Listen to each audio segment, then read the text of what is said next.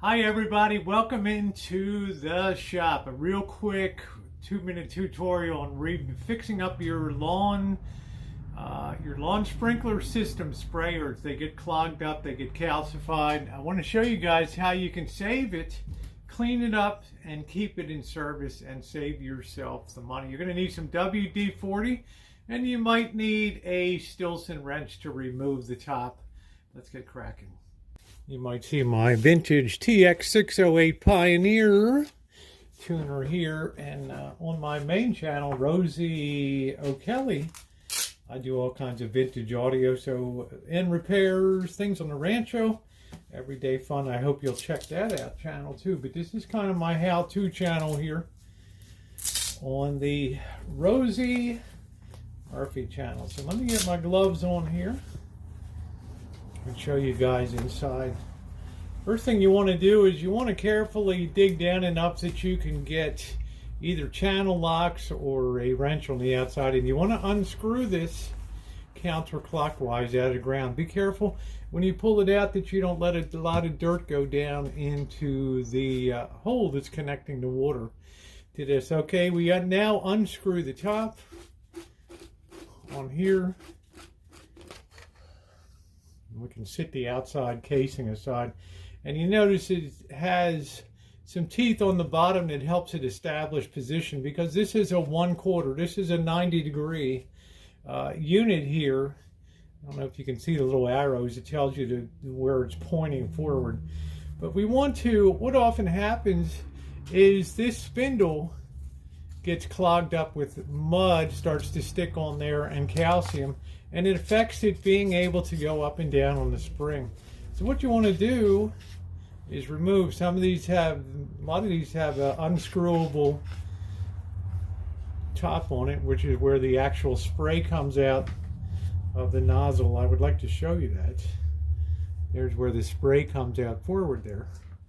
And they also sometimes have a sediment trap inside too, and I would suggest that you remove that, because as that gets clogged, it's just going to slow down the flow, and it really doesn't serve any purpose. Now we can slide off the outer housing, and the real deal, what really goes bad is if you look, I can pop out this inner white ring here. What really happens is on the inside of that here, this is the thing that gets mud caked in it and calcium, and this is really what's preventing it from going up and down. So you can take a little WD-40 on the inside, and you can take a little bit of a cloth, edge of a towel here, and just get in there and clean that really, really well. Okay, that's where your trouble really is. Okay, either that or on the spindle. So that, look at how clean that is inside. Now I can go ahead and remount that on the top with the spring there. I can go ahead and screw my brass top back on. Some of these are brass, some of them are plastic. I find that the brass headed ones give better life. Okay, make sure you don't cross thread that. There we go. Okay, and that captures the top of it there. Okay, and then this is the next step I like to do, is I like to really generously hit this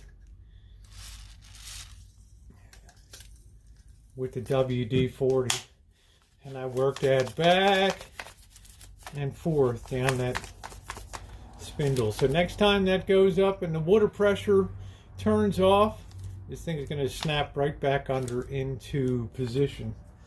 Oops, got a little bit on the top of the unit here. It's okay. All right, then all I have to do is reassemble. I put it down in the bottom like so, screw the cap back on, and as long as I pay attention on the top, there's some arrows on there that you can see. As long as they're pointing in the direction of where I want the flow to go at 90 degrees, this should be perfect. Let's go outside and test it. When you're popping this in, you want to be real careful to keep any dirt out of the thread and go down as straight as you can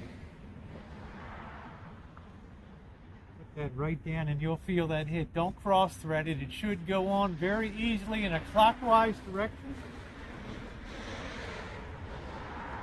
You can do that hand tight most times.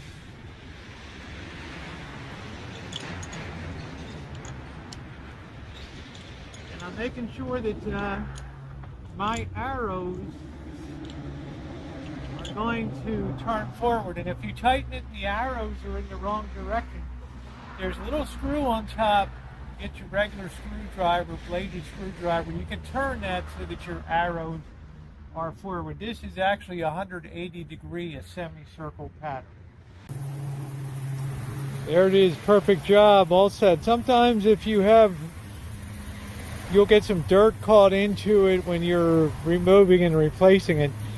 You can put some vice grips on the bottom of the spindle while it's in an up position. You can unscrew the gold cap, turn on your water system for a minute, it'll blow out all the lines, re-screw down that top, that brass top, and you will be good to go. Your lines will be totally clear. Thanks everybody for watching how to save your sprinkler heads.